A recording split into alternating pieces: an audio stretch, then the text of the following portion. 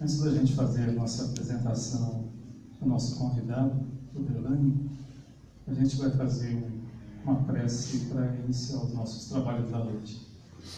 Do Evangelho segundo o Espiritismo, no capítulo 13, não saiba a vossa mão esquerda o que dê a vossa mão direita, um trechinho do item 17 a respeito da piedade. A piedade é a virtude que mais nos aproxima dos anjos. É a irmã da caridade que vos conduz a Deus, deixando que o vosso coração se enterneça ante o espetáculo das misérias e dos sofrimentos dos vossos semelhantes. Vossas lágrimas são um bálsamo que lhes derramais nas feridas, e quando, por bondosa simpatia, chegais a lhes proporcionar a esperança e a resignação, que encanto não experimentais.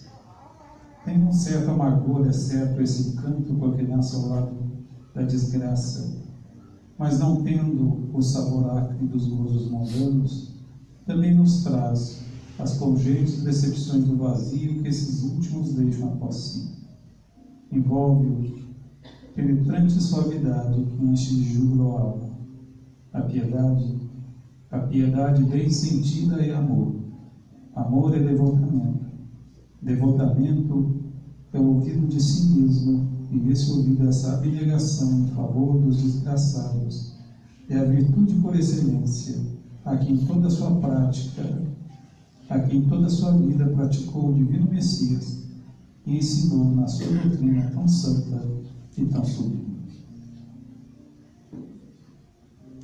Oremos.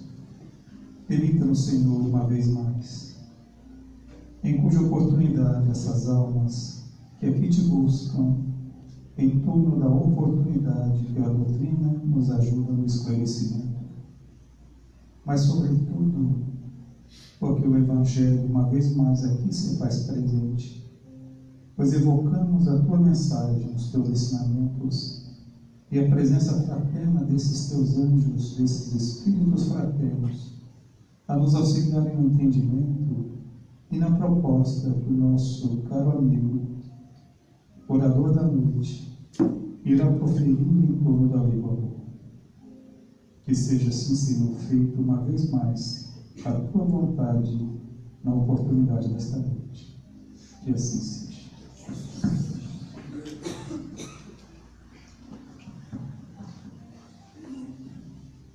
Eu vou fazer então aqui apenas uma pequena apresentação resumida das 50 páginas da biografia de Delane. Ele que é natural de Sete Lagoas, foi presidente do Conselho Espírita Cristão Silva Jardim e hoje é presidente do Centro Espírita Cristão Emmanuel em Sete Lagoas também. Ele fez ontem o Centro Espírita Vivo do Senhor, proferiu a sua palestra, hoje está aqui entre nós e amanhã, às 10 horas da manhã, na cidade de Santa Rita, lá no Centro Espírita Amor e Caridade, irá proferir a palestra Ninguém Medo da Morte. Ele tem algumas obras e também algumas mídias digitais que eles me passaram os endereços eletrônicos. Depois, se vocês quiserem copiar, a gente deixa aqui à disposição. O site é delane-lavarini.webmod.com. No YouTube, vocês procuram Delane Lavarini. E no Instagram, @Delane Lavarini. Ele também está trazendo aqui, para que a gente conheça, são 2 CDs de reflexões e também momentos de paz. Tem um DVD trazendo reflexões em torno dessa divulgação que ele faz. E também vocês poderão dispor de todas essas obras, inclusive do livro Vidas e Mensagens, nesse site. Ele não trouxe esse material para venda, mas aqueles que se interessarem, acessem esses endereços eletrônicos, conheçam a obra, colaborem, visto que toda a renda é revertida ao trabalho que a Casa Espírita dispõe e ele apoia. E vocês estão ajudando não apenas a essas entidades, como também a divulgação da própria doutrina. Então, uma vez mais, agradecemos a oportunidade, por intermédio aqui do Peterson, da Aliança Municipal Espírita, também ao Marcelo, do Centro Espírita Amigo do Senhor, que nos deu a alegria, que nos está dando a alegria de conhecer Deus Lavarinho, ao qual eu passo a palavra para as suas considerações.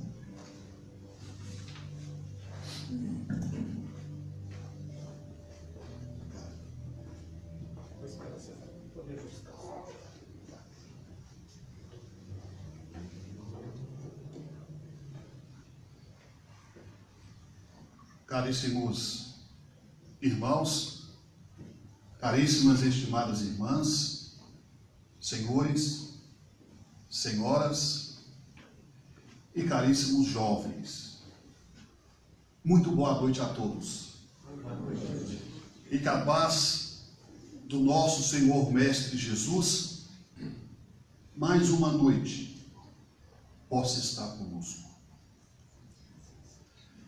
Nas antigas terras de Canaã, do pai Abraão, de Isaque, de Jacó, de José,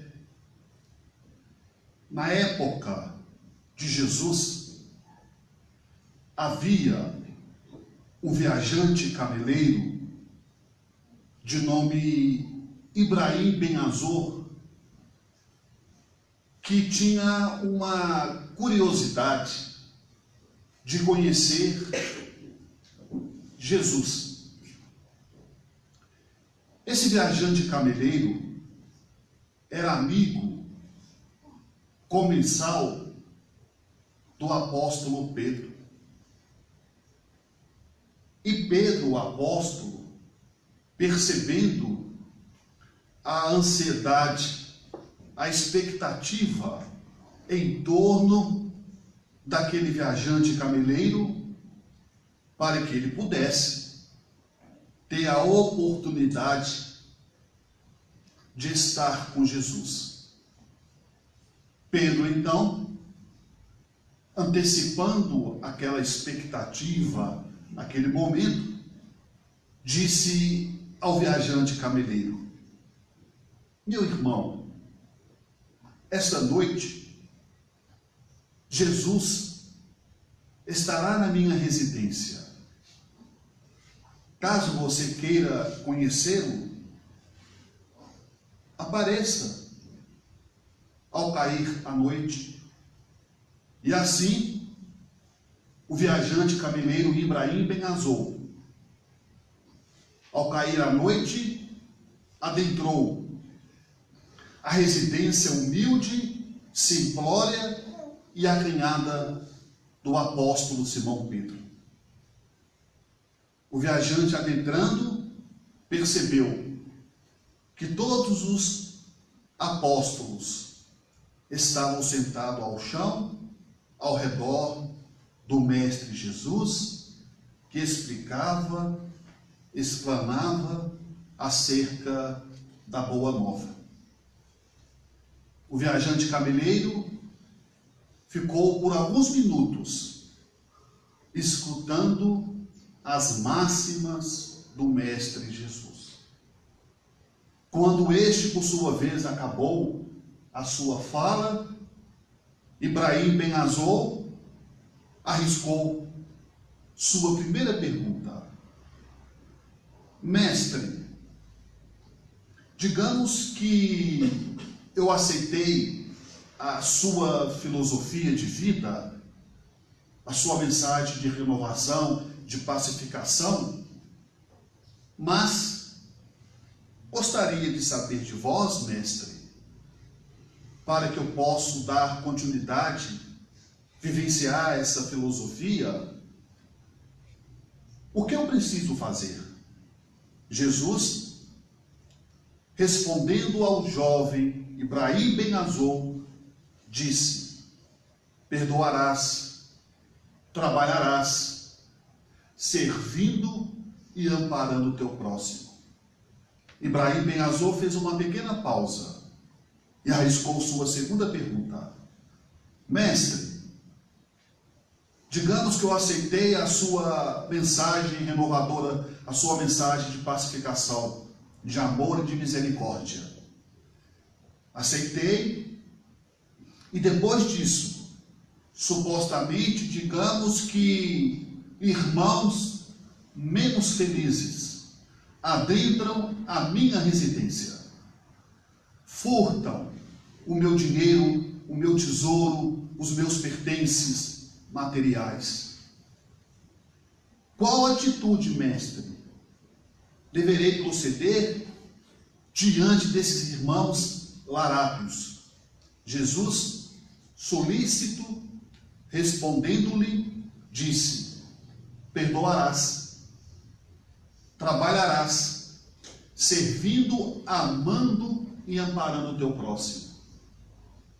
Mestre, continuou o viajante cameleiro, depois de eu aceitar a sua filosofia de vida, aceitar, digamos, esse amor que você propõe a todos nós, adentrar a minha casa, roubar o meu tesouro, a minha joia, os meus pertences, e se depois disso, mestre, esses mesmos irmãos larápios matarem a minha única filha? Como devo reagir diante desse cenário? Jesus, mais uma vez, com extrema sabedoria, respondendo-lhe, disse: perdoarás, trabalharás, servindo e amparando o teu próximo. Mestre, continuou o viajante cameleiro Ibrahim Ben Azor, depois de ter aceitado a sua filosofia de vida, roubado os meus pertences, o meu tesouro, os meus bens, e depois mataram a minha única filha, e se depois, mestre, matarem a minha fiel e estimada companheira? Jesus, respondendo-lhe, disse: perdoarás, trabalharás, servindo e amparando o teu próximo. Mas, mestre, continuou o viajante cameleiro Ibrahim Ben Azor, aceitei a sua filosofia de vida, digamos, adentrar a minha casa, roubar os meus tesouros, o meu dinheiro, as minhas joias, mataram a minha única filha, tiraram a vida da minha fiel, estimada companheira. E se depois disso, digamos que eu venha reagir diante dos fatos, e se eu for preso depois de ter sido prejudicado, reagido e for preso? Jesus então, respondendo, lhe disse: perdoarás, trabalharás, servindo, amando o teu próximo. Mas, mestre, digamos que eu fui preso, aceitei a sua filosofia, roubaram os meus tesouros, as minhas joias, o meu dinheiro, mataram a minha única filha, tiraram a vida da minha estimada fiel companheira, eu fui preso e atrás das grades. Como devo proceder, Jesus? E ele, respondendo, lhe disse: perdoarás, continuarás trabalhando, servindo e amando o seu próximo. Mestre, aceitei a sua filosofia.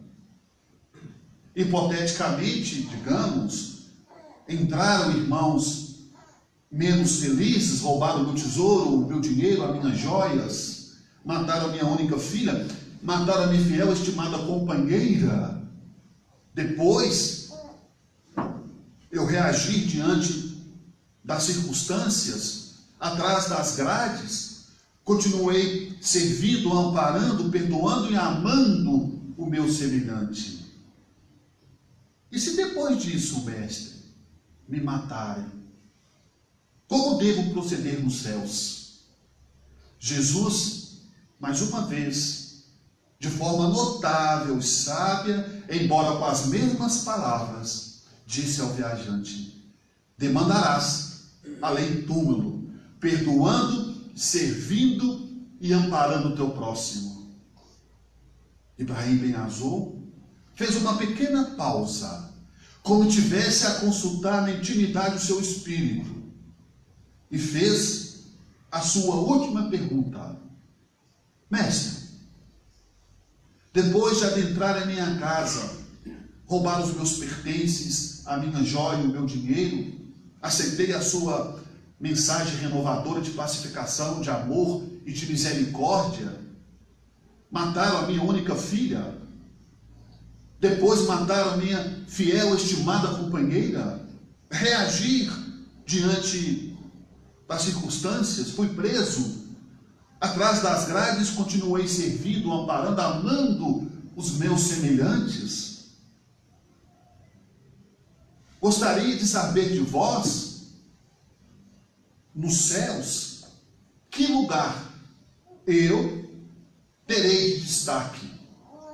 Jesus, olhando para o viajante cameleiro, com seus olhos translúcidos, respondendo-lhe, disse: meu filho, depois do dever fielmente cumprido, desde o grão de areia até as estrelas mais distantes, você será um servidor. Ibrahim Ben Azor levantou carrancudo, como tivesse recebido uma grave ofensa. Olhou para o apóstolo Pedro e perguntou: Pedro, é esse o tal de Jesus? Quando o apóstolo Simão Pedro confirmou a identidade do mestre, Ibrahim Ben Azor saiu, bateu na porta sem olhar para trás e sem dizer adeus, e nunca mais voltou. Meus irmãos e estimadas irmãs, o evangelho desta noite nos traz, no capítulo 11, no primeiro item, a lei do amor. Amar o próximo como a si mesmo. Os maiores mandamentos, o maior mandamento que Jesus deixou à humanidade. A verdade, mais cedo ou mais tarde, ela chega até nós, de uma certa forma ou de outra.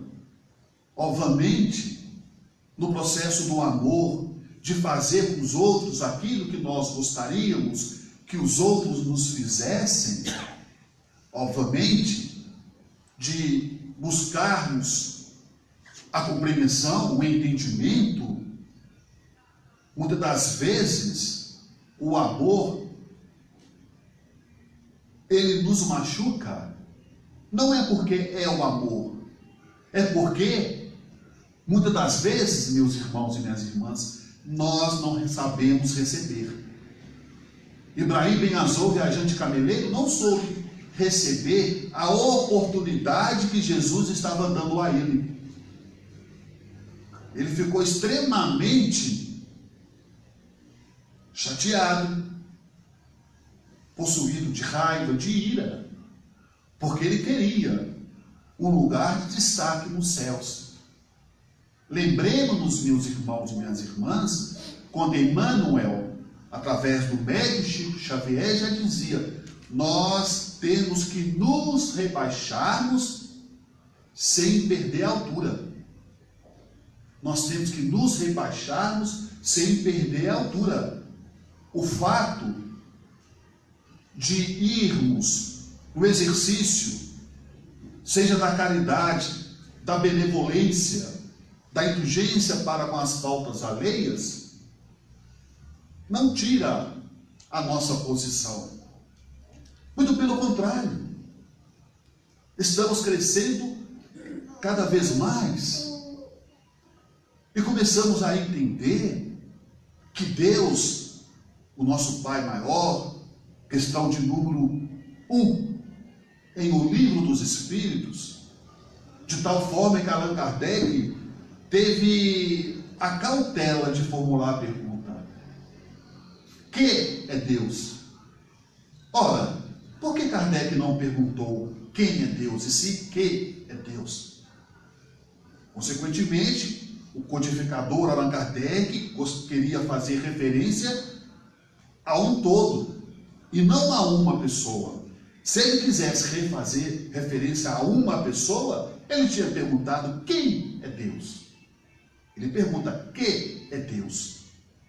A inteligência suprema, causa primária de todas as coisas. E na questão 21ª, ainda em O Livro dos Espíritos, Kardec pergunta: que é espírito? E os amigos benfeitores imortais respondem: é um princípio inteligente.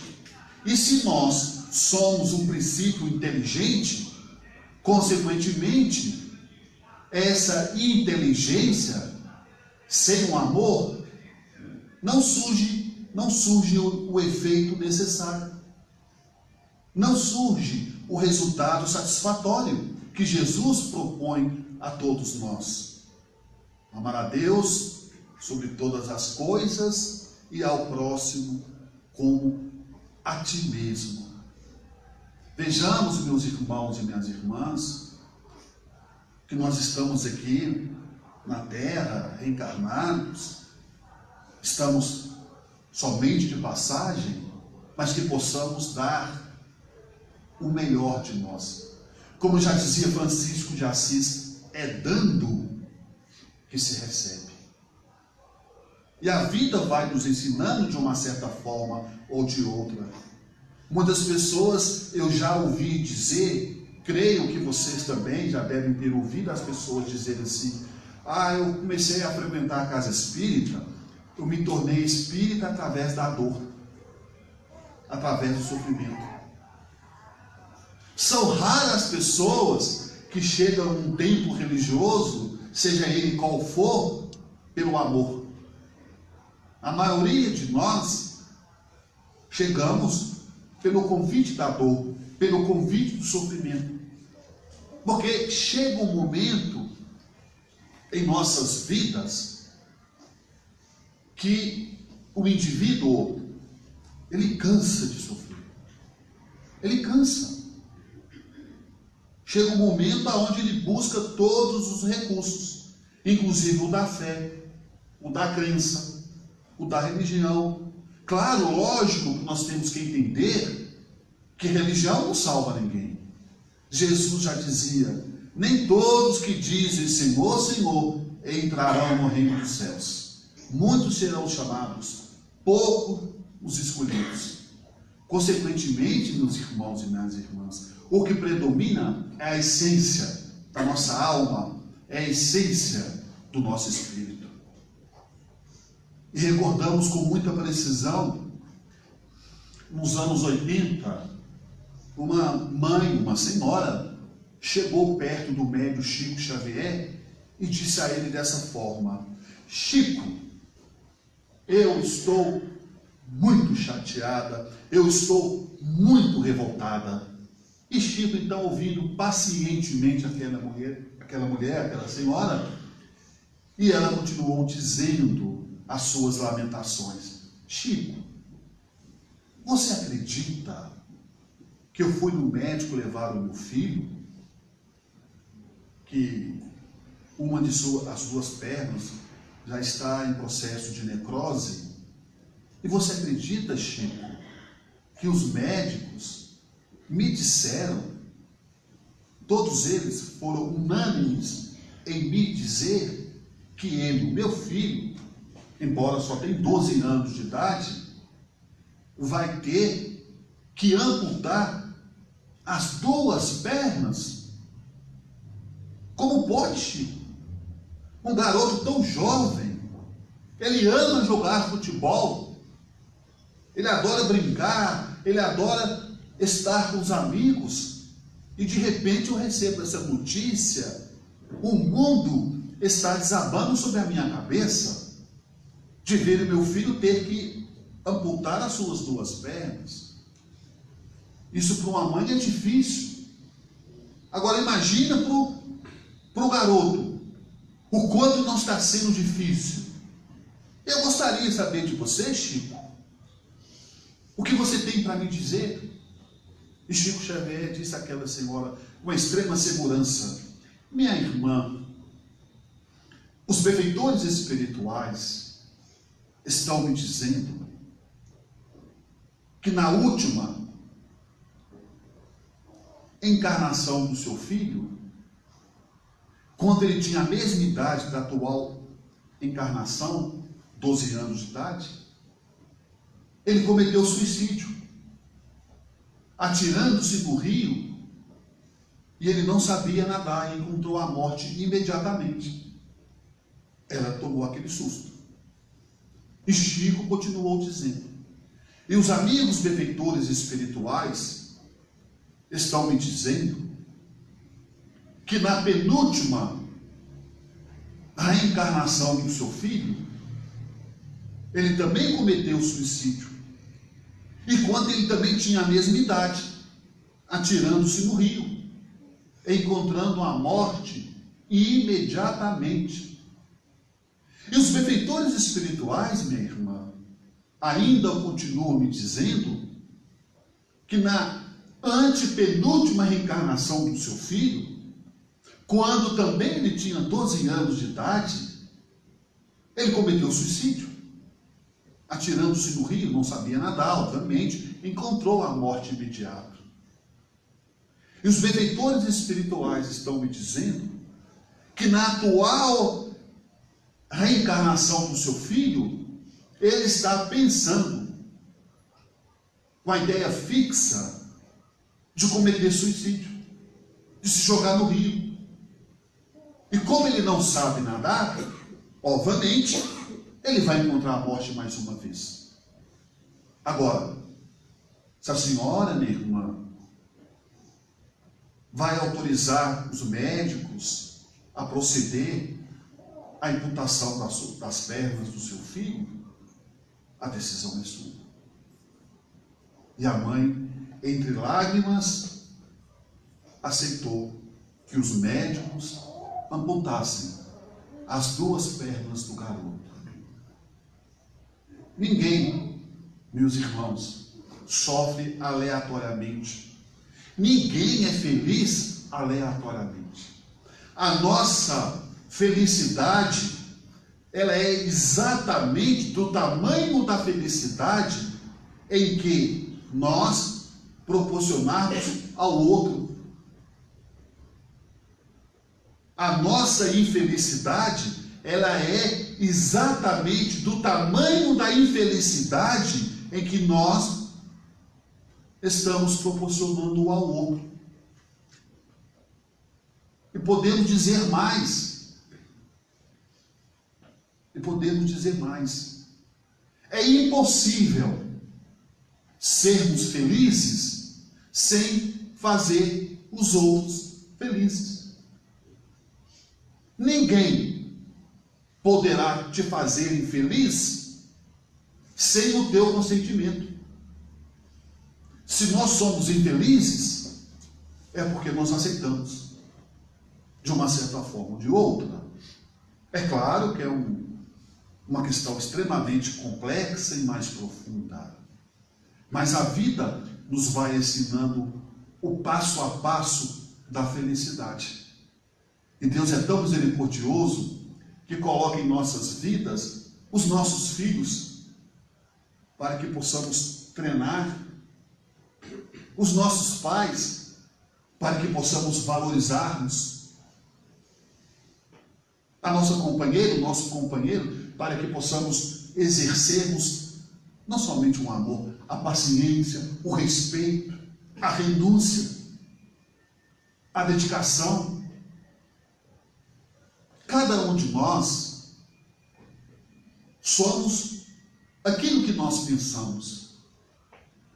Diz André Luiz que o pensamento é tudo. Ora, se o pensamento é tudo, diz Emmanuel que o amor deve prevalecer. Mahatma Gandhi, no parlamento britânico, em seu discurso na Inglaterra, em Londres, em 1945, Mahatma Gandhi diz que o amor de um único homem seria capaz de esmagar milhões de ódio. O amor de um único homem poderia esmagar milhões de ódio.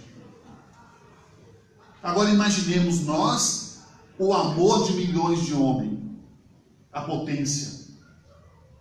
As pessoas se matam, as pessoas começam a guerrear, porque faltou ali a essência mínima do amor.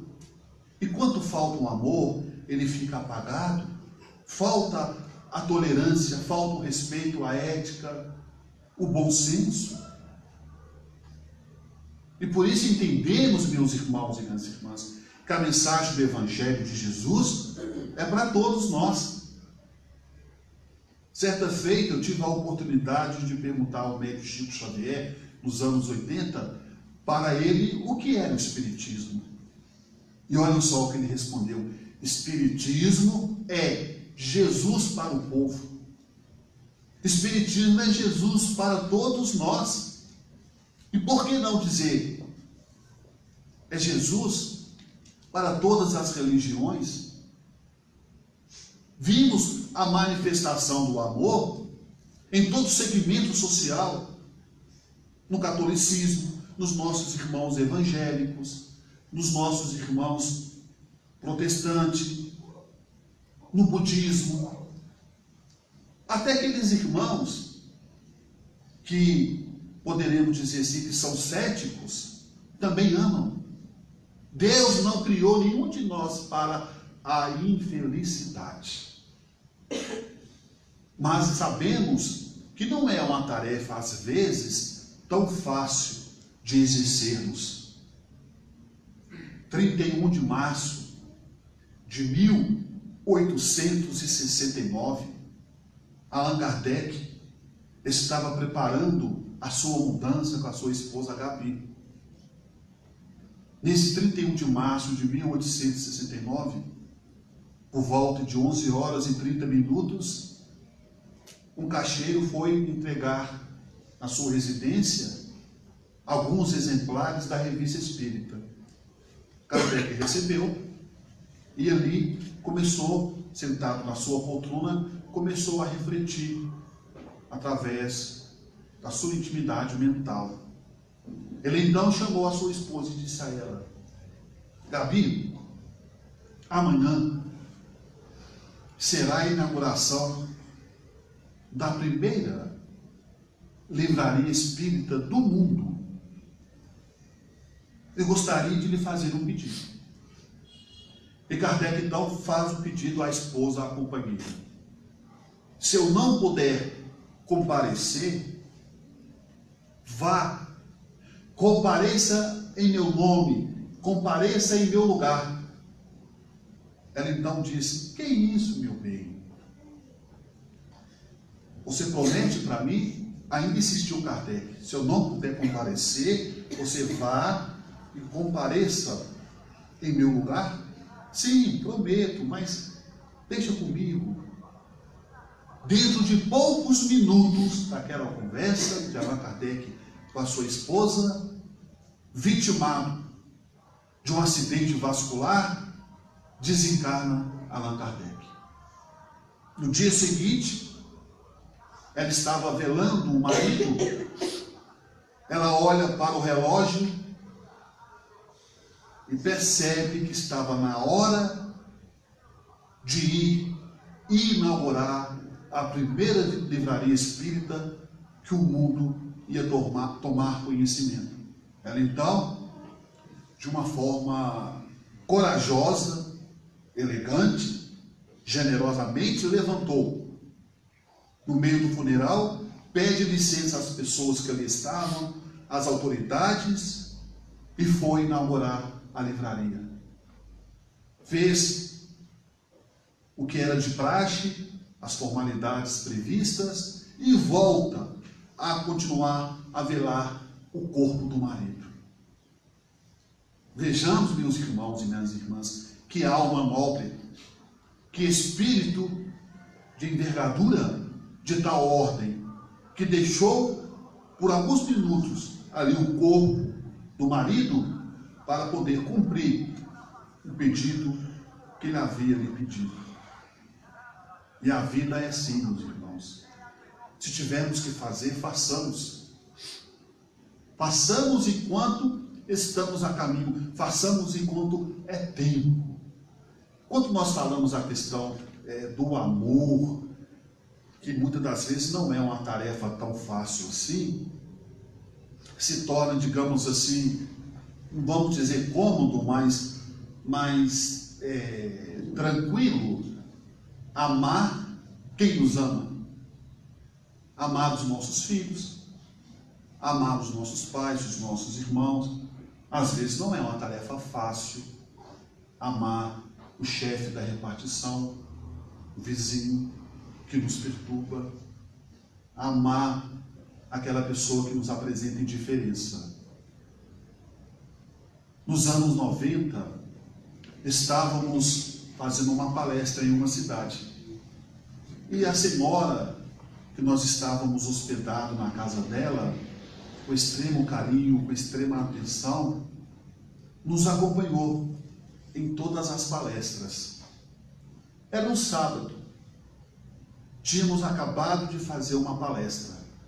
Ela então, juntamente conosco, voltamos para a sua residência. Chegando lá, era uma cidade do interior, aonde se conserva o chamado quintal, com árvores frutíferas.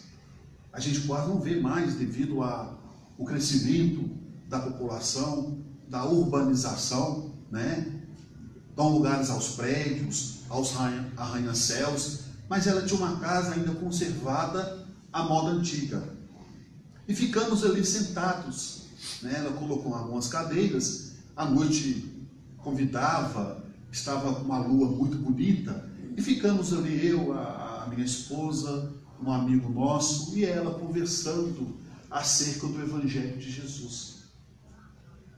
Como eu sou uma pessoa de natureza, cada um de nós temos uma natureza, eu sou muito observador, e observei que enquanto nós estávamos ali falando do Evangelho, fazendo alguns comentários, ela tinha preparado um delicioso lanche para a gente, ficamos ali no quintal, e observei que o vizinho do lado estava fazendo uma festa,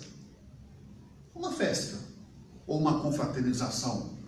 Foi fácil perceber, né, que era um churrasco, devido à fumaça, o cheiro, e o vizinho tinha colocado o som, aí as pessoas estavam confraternizando. E eu fiquei pensando comigo assim, olha só que interessante, nós aqui, falando de religião, tomando café, o vizinho do lado, fazendo churrasco com a família, confraternizando, cada um vivendo como determina o coração.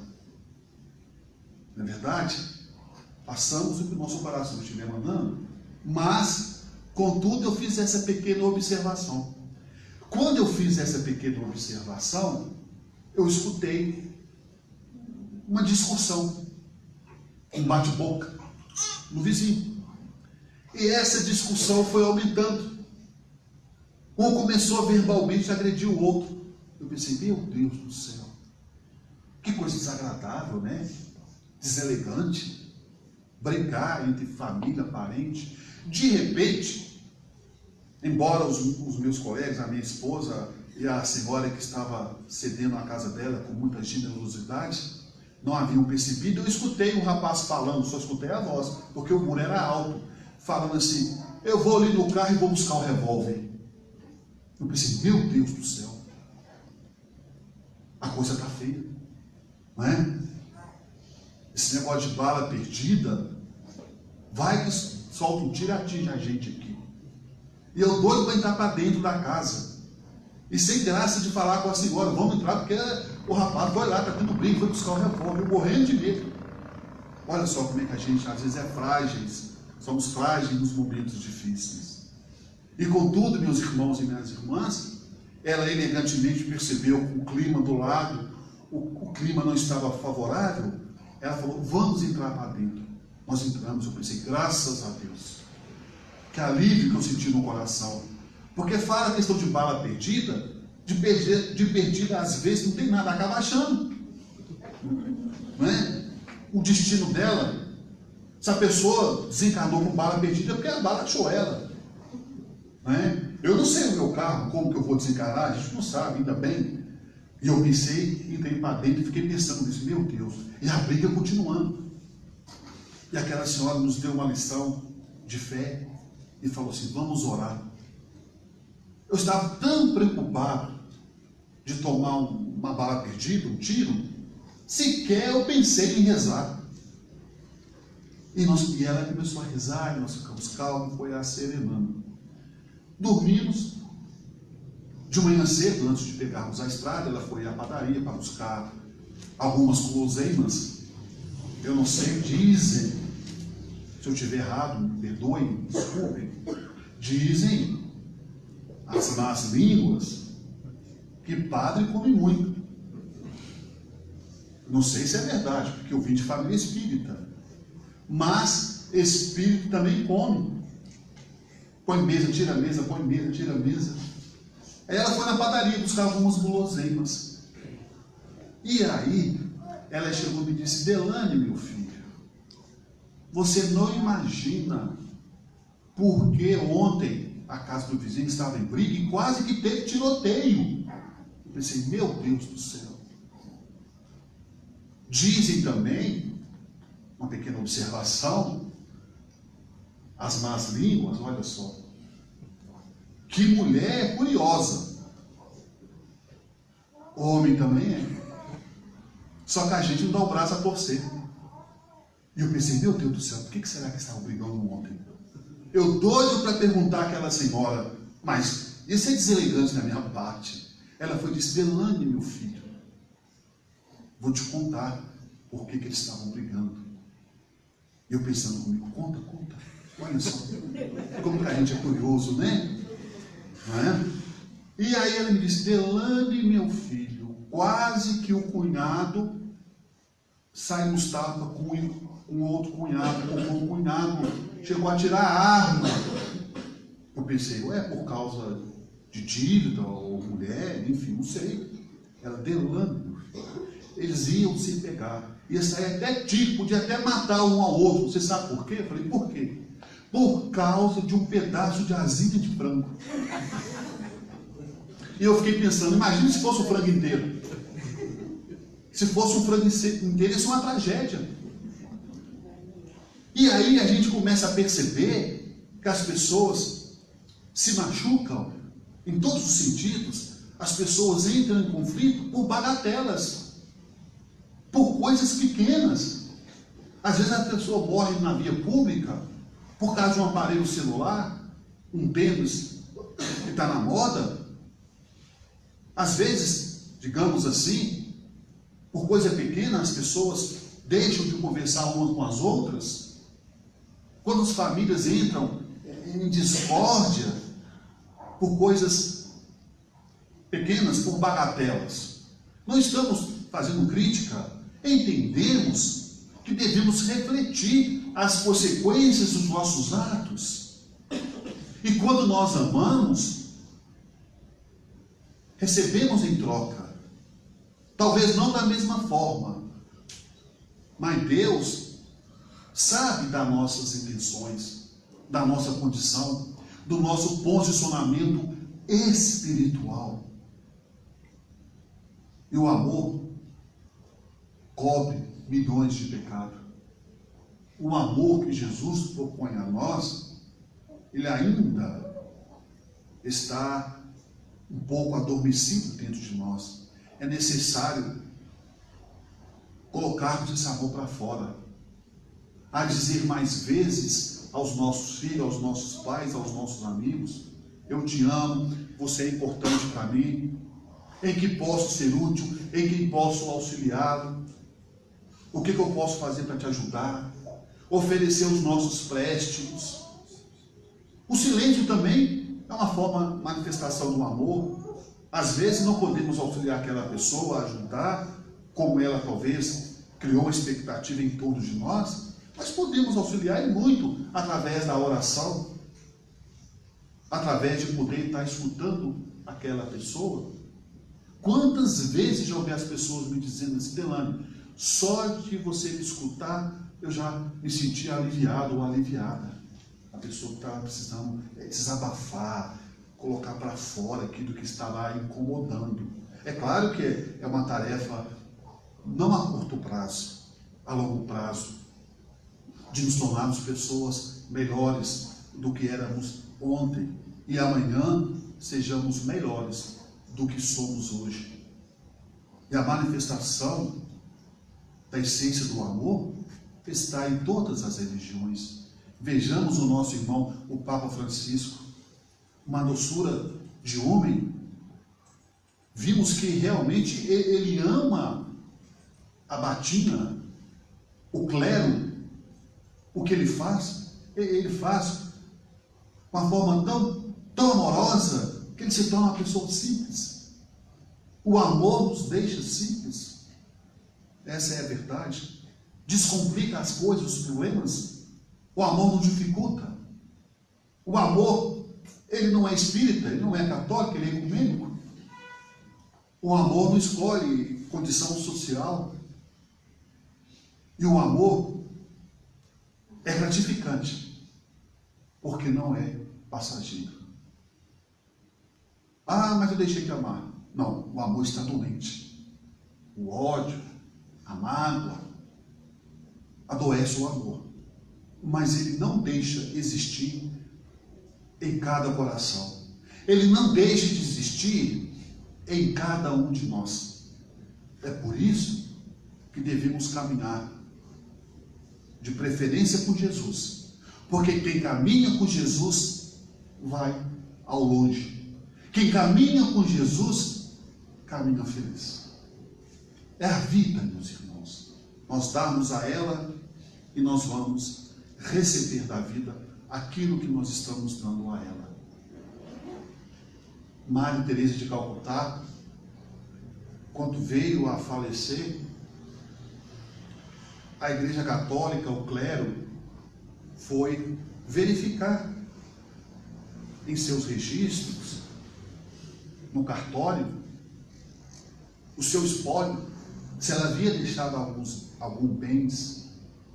E sabe qual resultado eles chegaram? De Maria Teresa de Calcutá?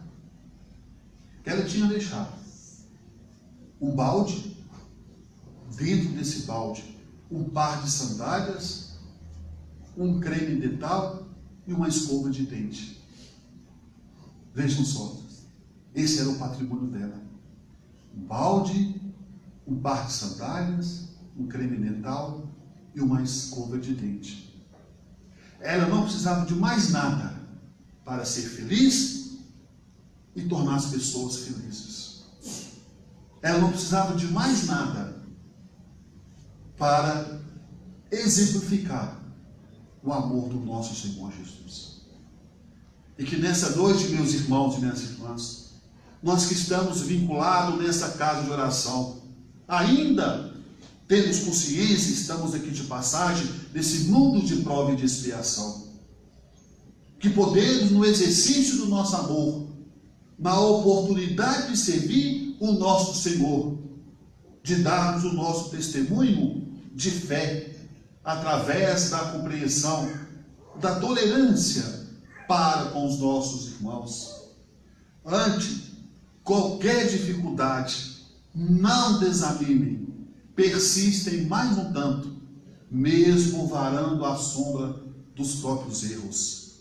Ante qualquer dificuldade na vida, busquemos conservar a simplicidade, o amor, que temos capacidade de curarmos as feridas. A vida é assim. Hoje nós estamos recebendo, amanhã nós estamos doando. Ante os pesares da vida, observa a alma querida, a dor que ilumina a vida. Sob as provas tais quais são, a terra é uma grande escola, de que temos usufruto, lembrando enorme instituto de trabalho e de elevação. Nascemos e renascemos atendendo às leis concisas, conforme as lições precisas que temos nos para dar, no serviço que nos cabe, naquele com quem vivemos, jaz em ponto supremo do nosso próprio lugar. Nas tarefas em que estejas, cumpre o dever que te assiste. Se a vida parece triste, não te queixes de ninguém. Cada pessoa na terra, intimamente é chamada a servir, de estrada a estrada para a vitória do bem.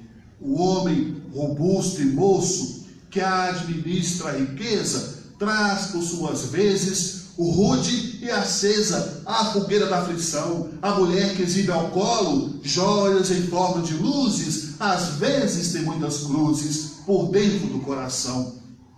Nunca cessures, trabalhe, crê, auxilias e não temas, cada qual guarda problemas em forma de sombra e de dor. Quem mais serve e mais perdoa é aquele que se renova, vencendo de prova em prova na grande escola do amor. Que assim seja, Senhor.